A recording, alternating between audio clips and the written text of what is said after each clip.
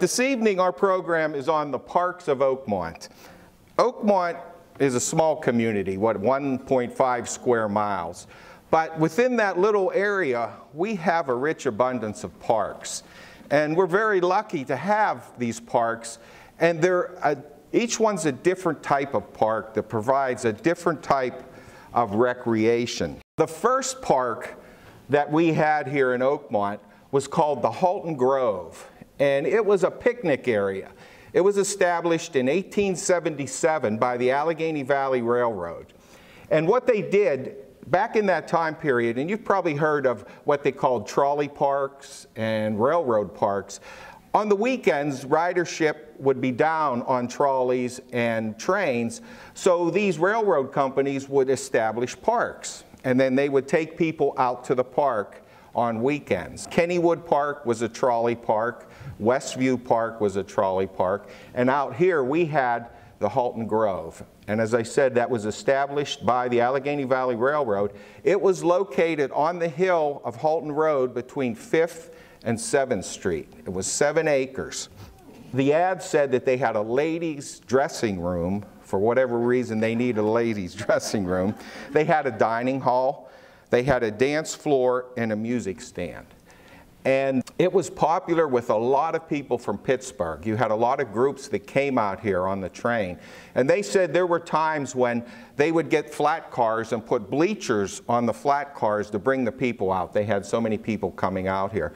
And I saw one of the ads, and it said that the Grove was located 12 miles outside of Pittsburgh, so you didn't have to worry about troublemakers and drunks crashing your picnic. So I guess that must have been a problem that they had. It was in use up until 1905. At that point, Oakmont was completing their grid, their street grid, and they put in 5th Street from Halton Road to Virginia Avenue. And when they did that, it went through the Grove, and at that point, the railroad sold off the property and it was developed into housing. One of the things here in Oakmont, every year they had what they called their bean bake over there, and it was a huge community picnic that they had, and very popular with the people of Oakmont. The other early park that we had was Edgewater Park, and this was located along the river at the mouth of Plum Creek. It was home to the Sandlot baseball teams here in Oakmont. In 1921, whenever Oakmont High School established their sports programs, their baseball and football programs, this is where they played, at Edgewater Park. I found an ad in the Pittsburgh Press from 1901, and they reported that Edgewater Park was the best baseball diamond in the state. So it was a very popular baseball field. It was in operation until 1927.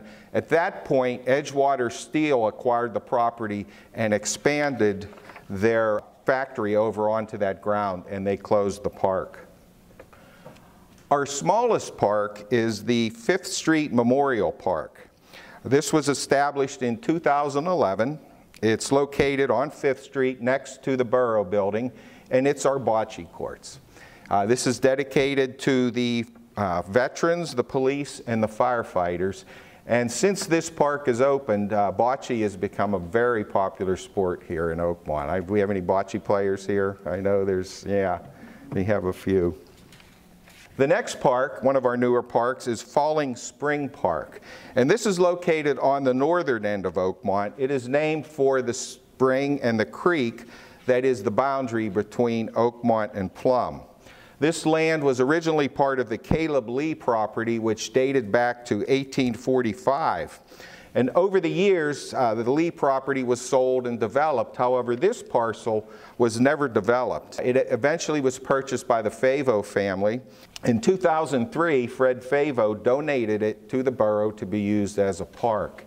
And this park is primarily for hiking and also mountain biking. So you have a lot of people that ride their bikes through there. Another new park is Creekside Park, and this is located on the southern end of Oakmont.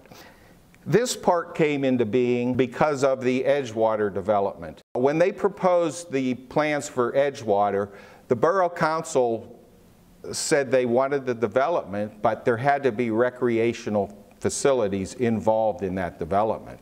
Well, with the property and the plans, they couldn't really put any type of ball fields or recreation in that Edgewater development. So what happened is Mr. Kaysen went over to Dark Hollow, and he purchased that property along Dark Hollow Road and developed that as a park. So that's how we have the Creekside Park, used by RAA for baseball, soccer, and from what I understand, they put one of those bicycle, I don't know what they call it, where they ride the bikes up in the jumps and things like that. So they have that down there. And I think it seems like most of the games now for RAA are played down at Creekside Park. Our next park, Dark Hollow Woods.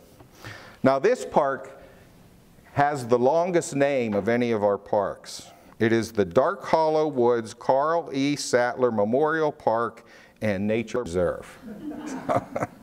This is located on the east side of Oakmont. It was named Dark Hollow because the valley is so steep that the sunlight is sometimes blocked down there by the trees and the steepness of the valley. So they refer to that as the Dark Hollow area. There's a small stream that runs from up on the hill down through the ravine, and it empties into Plum Creek. And this stream provided drinking water to the early settlers here in the Oakmont area. In 1874, they established the Dark Hollow Water Company. And it was said that this was some of the purest water in the country. The water was bottled and shipped all over the United States. They said that they even used this water on the ocean liners, the White Star Line that sailed between United States and Europe. The upper class people drank Dark Hollow water. That's how pure this water was. This company was operated by the Campbell and Bowersmith families. And they owned 17 acres up there between the spring and Plum Creek. So before it was a park, it was popular with the Boy Scouts. And in 1914, the Boy Scouts of Allegheny County held a jamboree at Dark Hollow. And over 1,000 scouts camped down in the hollow. It was designated as Camp White Pine. The Dark Hollow Water Company installed a water line down to the camp so that the scouts would have fresh drinking water. And after that, the scouts continued to use Dark Hollow as a camping area up through the 1920s and into the 1930s. In 1932, they had a second large outing there, which they referred to as Camporee at Dark Hollow. Now in 1915, local residents began a movement to designate Dark Hollow as a nature preserve. And they formed the Oakmont Wildlife League. And one of the first things they did is they imported 50 rabbits from Kentucky and let them loose in Dark Hollow. So all those little bunny rabbits that are hopping around Oakmont today have ties to Kentucky. The following year, they imported pheasants from England, and they let them loose in Dark Hollow. Now, when I was young, and John, I know we'd go down in the woods. You would come up on a pheasant, and boy, they would flap and make all kind of racket. And I haven't seen any lately. I don't know if they've disappeared, but I haven't seen pheasants in Oakmont for a while. So, well, turkey, yeah. But the pheasants have gone. Dark Hollow was closely identified with Oakmont. However, it was in Plum Borough, Plum Township. And in 1953, Oakmont annexed what was called White Oak Level, and that was part of Dark Hollow. And at that point, Dark Hollow became a part of Oakmont. Well, not long after Oakmont expanded, Maria Bowersmith Sattler offered to donate the land to the borough to be used as a park. And she specified that the name be the Statler Park, named for her son Carl, who died in 1936. So on November 21st, 1955, the borough of Oakmont formally accepted the gift for Mrs. Sattler. Council made plans to develop the land into a community park with a playground and recreational facilities. However, problems began from the beginning. Mrs. Sattler stated that one of the conditions of her donation is that the land not be developed. It had to remain a nature preserve. So there couldn't be any ball fields or playgrounds or anything like that included in the land. There was another detail that was overlooked by Mrs. Sattler and the borough. The Dark Hollow Water Company had been sold. A gentleman by the name of Curran had purchased the Dark Hollow Water Company. And he had a lease on the spring, the bottling house, which was located up on the top of the hill. Well, the borough got the land, but he still had his business in the middle of the park. So they initiated lawsuits between the borough and Dark Hollow Water Company. In 1959, the borough moved to condemn the bottling house, and in turn, Dark Hollow Water sued the borough for $15,000 due to a loss of business. So it went back and forth, and finally, in December of 1960, the borough took control of the property whenever they condemned the bottling house. And at that point, he had to close the business. They took over all the property and tore down the bottling house and established the park. Now, this picture, I don't know if you can see the one on the left. There used to be a set of stairs. How many people remember going to Dark Hollow and down those stairs? You know, and there's a picture of the stairs. Since then, they've been removed because they were dangerous. Now you enter the hollow by going around the path which comes down through the side. Oakmont obtained this land. The Oakmont Garden Club, along with the Dark Hollow Garden Club, focused their attention on the development of Sattler Park.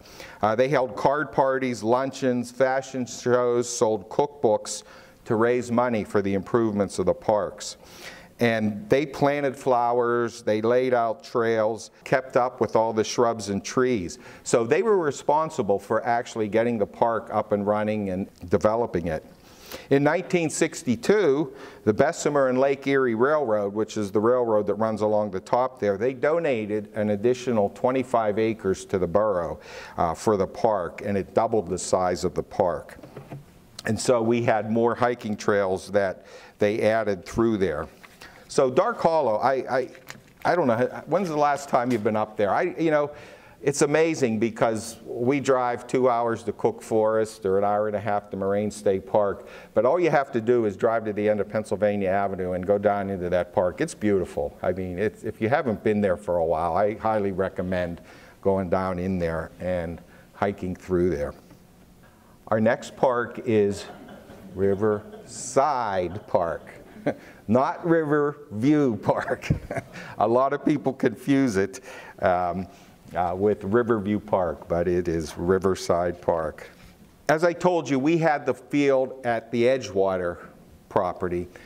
When they expanded, they moved the football field over to the Scaife property. And the Scaife property is located on Ann Street and Cedar Way. It's where Chelsea Building Products is today.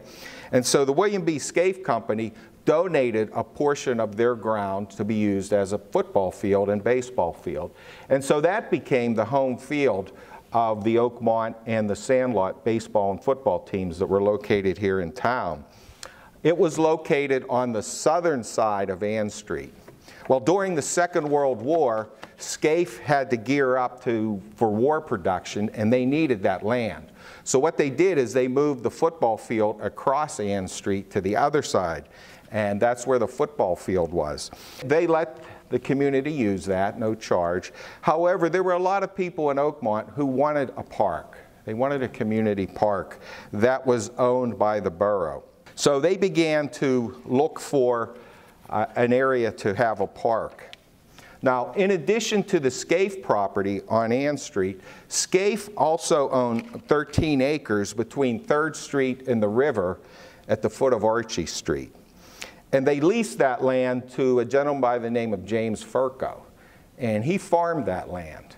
And that's a picture of James. And I know it's probably hard to see, but you can see the Halton Bridge right there in the corner. So that's where the football field is today. And that's his house. And that was located in approximately the area of the field house today.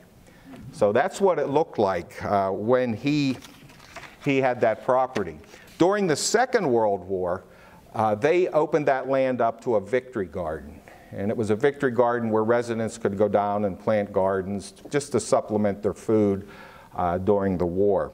Well, in March of 1948, Scaife Company offered to sell the Archie Street property to the Oakmont School District for $26,000 to be used as a park. The school district said, no thanks, we don't want to spend the money. So 5 months later, in July of 1948, Scaife came to the borough and said, we'll sell you the land for $26,000. And the borough said, it's an agreement, we will purchase it. So they began to process everything, make plans for the new park, and it looked like Oakmont would finally have a new park. Well, 2 months later, on September 10th, Scaife notified the borough that the offer was no longer valid. They no longer wanted to sell the property. And what happened in that 2-month time period is the Pennsylvania Turnpike was being constructed. And they announced that there would be an interchange built in Harmerville. And when they made that announcement, all of a sudden Scaife realized that the value of that property would be much more, being close to the Turnpike interchange, the river, the railroad, so they withdrew the offer. So at that point, they did offer to donate $26,000 to the borough to help them purchase land for a park. But the problem was, where were they going to put a park in Oakmont? They considered the Valenic property, which is where the Oakmont Commons is today, down along Dark Hollow there. That was one of the considerations. The other was the Kletzley farm at the top of Delaware Avenue, up in our 11th and 12th, that area up in there. They thought that might be a good place to build a park, but it just didn't work out. So it dragged on for 10 years. Had no park and nothing was happening. Well, in 1958, the borough went back to Scaife because nothing had happened with that property down there. It never was developed. Nobody came in and purchased it. So they went back to Scaife and said, you know, it's vacant. Would you be interested in selling it to us at this point? And Scaife said yes. However, management had changed. A lot of things had changed at Scaife. And they said, yeah, we'll sell it to you, but now it's $150,000 for the same property. But they were determined. They wanted this park. So they put a referendum, and the people of Oakmont voted to float a bond to pay for this. And so they purchased the park, purchased the land, I should say. Took them a couple years, but the park was formally dedicated on July 15th, 1960. The dedication ceremonies included a concert by the American Wind Symphony, a boat parade by the Oakmont Yacht Club, and fireworks. What's amazing about this park is it was truly built by the residents of Oakmont. There were 3 men behind who were the driving force behind this. Len Flowers, who was involved in Oakmont sports. We had Len Anderson, who was the publisher of the Advanced Leader. And we had William Kerr, who was a businessman who lived up on Halton Road.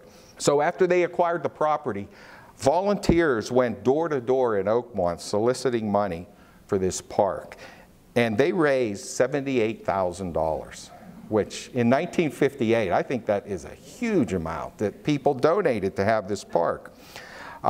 As far as laying out the park, you know, a lot of times they get engineers and designers and whatnot to lay out the park. The park was laid out by Len Flowers. He was the one that planned it, designed it. Now they did have county engineers come in and make sure that everything worked okay, but it was designed by Mr. Flowers. The Oakmont Lions Club, they donated money for the pavilion, the picnic pavilion, and not only did they donate the money, they came down and they built it. Mr. Kerr, he donated 2 truckloads of shrubberies and trees. And then the Oakmont firemen came down and planted all those shrubberies and trees. The Oakmont Women's Club, they donated funds to purchase the playground equipment. So, you know, as I said, the whole community was involved in this. Now, when I showed you the picture of Mr. Furco's farm, that land was rough. So they had to grade it. So Lane Anderson had called, he was friends with a gentleman by the name of Dave Booth, who owned Burrow Construction Company up in New Kensington, and asked him to come down and give him a price on grading the property, how, you know, level it and then down into the second level. So Mr. Booth came down and he said, I'll give you a good price, don't worry about it. So he did the job. He sent a bill to the Recreation Committee. The Recreation Committee sent a check. Mr. Booth returned it and said, no charge, it's a donation. So he paid for all the excavation. And these pictures, they're sort of blurry, but they were taken from an 8mm movie that was filmed when they were building the park. And that top picture there, you can see them, they're putting in the swing sets. And then the next picture over, they're building the bleachers. And then down below, planting flowers. And again, these are all just people from Oakmont who volunteered their time for the park. The park has 3 baseball fields and 1 softball field.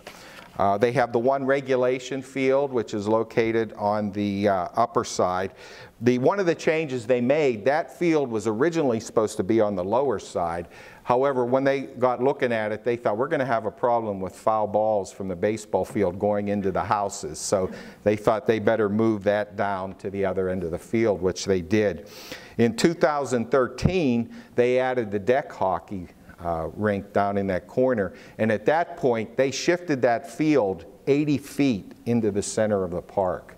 They moved that baseball field over there. RAA has always been involved with these fields. They secured a grant from the Pittsburgh Pirates Fields for Kids programs to have new backstops and fencing put in and upgrade the Little League fields. The playground. I laugh when I think of this playground. You know, we had a playground here in Oakmont. It went as far back as 1919. It was located next to the 5th Street School, and it was maintained by the Oakmont Women's Club. Well, with the new park, we got a new playground. So again, the Women's Club continued their support, and they purchased all the playground equipment. So I laugh when I think about when we used to go down to the park and play in the playground, because there were 3 types of swings, if you remember. There were the baby swings, there were regular swings, and there were helicopter swings. And they were the ones that you pumped, you sat in. Do you remember that? Every one of those swings had an asphalt base underneath the swing. So if you fell off the swing, you got banged up. We also had the monkey bars. You remember the monkey bars, which you just climbed up and over. They had the concrete sewer pipes, if you remember that. They were these big concrete pipes that you walked through and you climbed on top.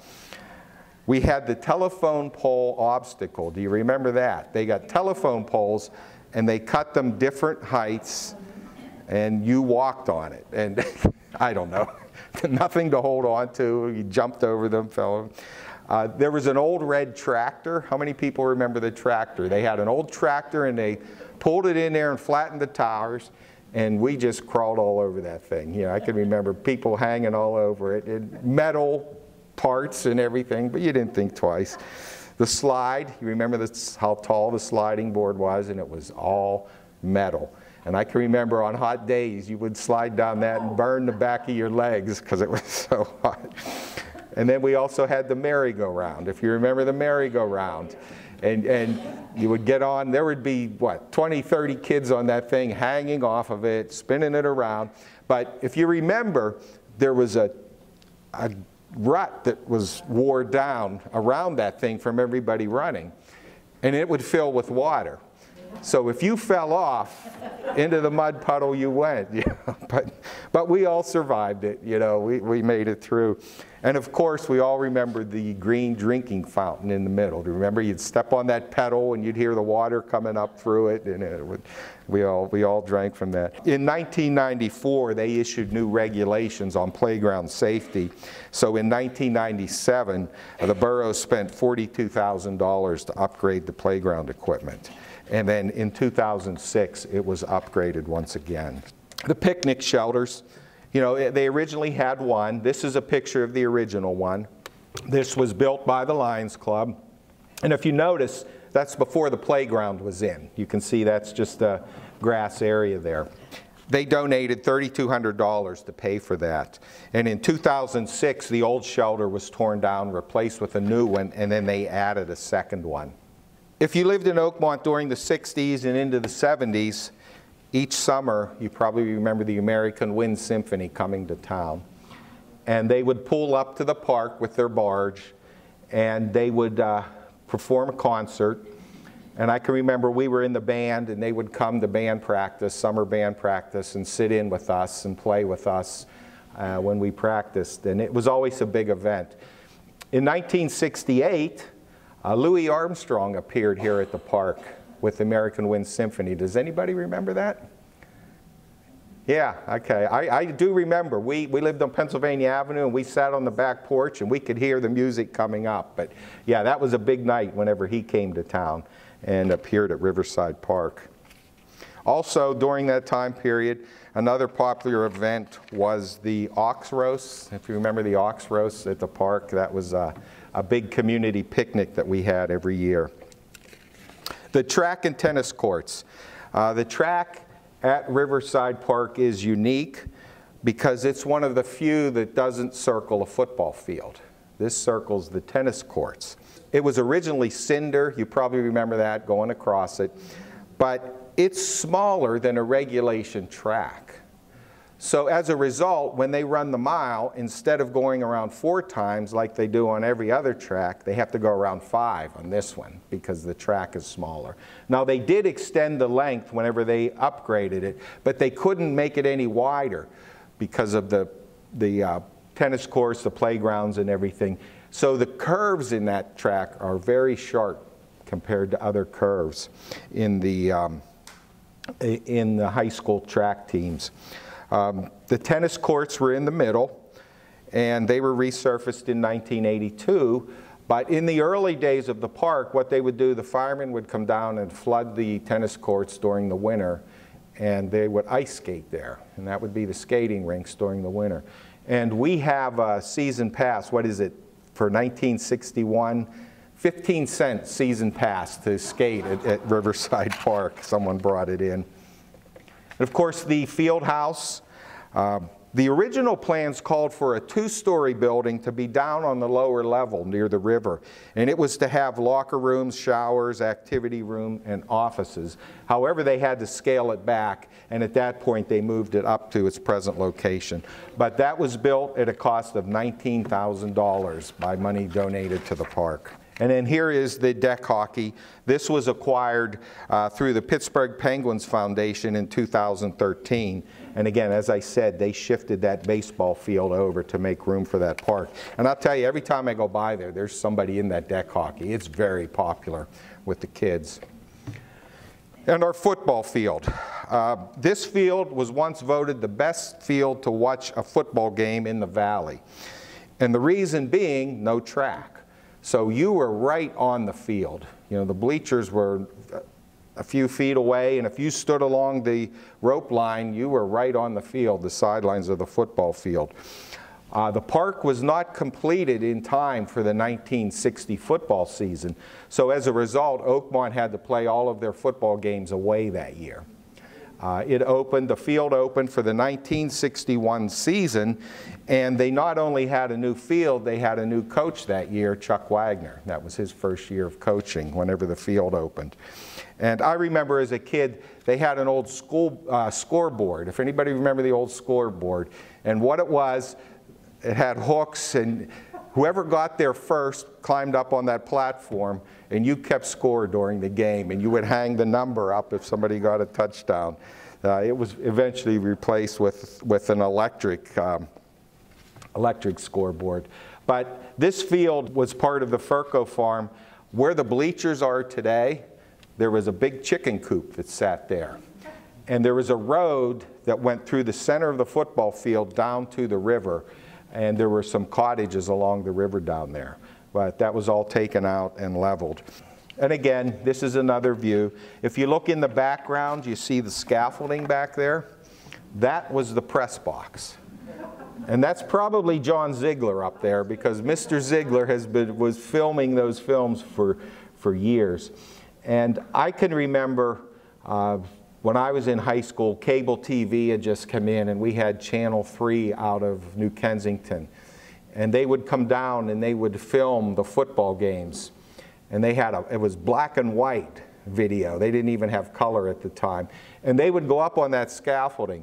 And if the wind was blowing, the camera would go like this, because it was, but we were so excited because they replayed it Sunday morning, so we got to watch the football and the band on TV. We were so excited to be on TV. But yeah, that's what they used for press box.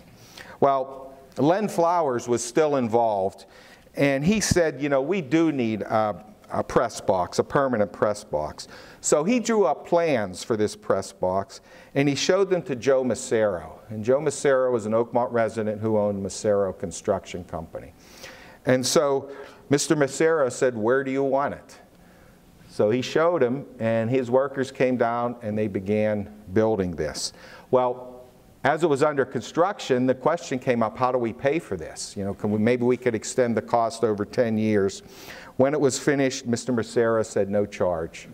It was a gift to the park. So that press box is a gift from Joe Massaro.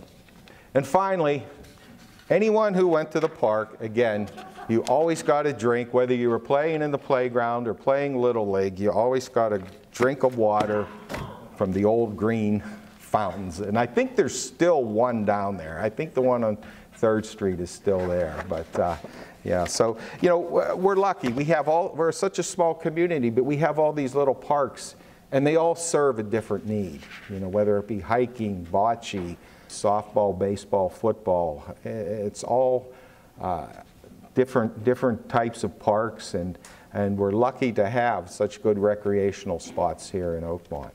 All right, I guess that's it. Thanks for coming.